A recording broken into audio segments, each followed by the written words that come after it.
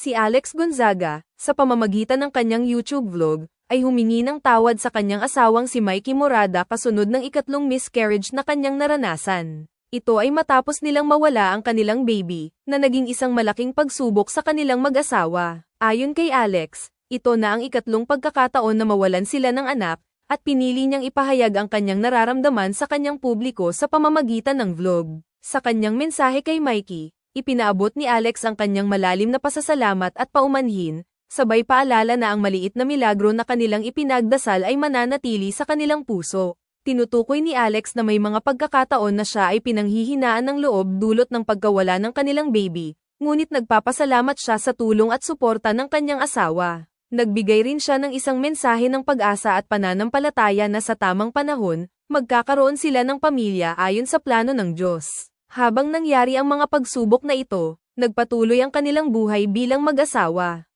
Ibinahagi ni Mikey Morada na noong unang nabalitaan nilang muli ay buntis si Alex.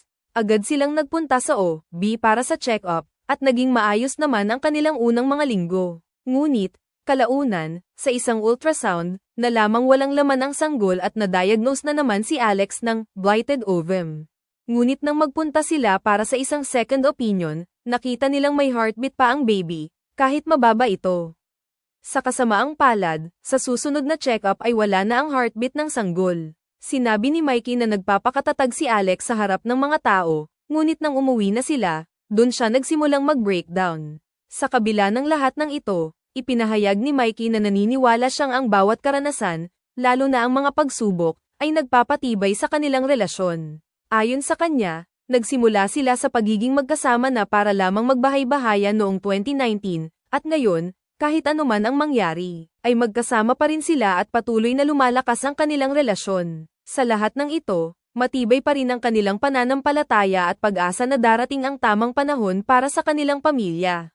Matapos ang tatlong pagkakunan, ano ang susunod na hakbang para kay Alex at Mikey?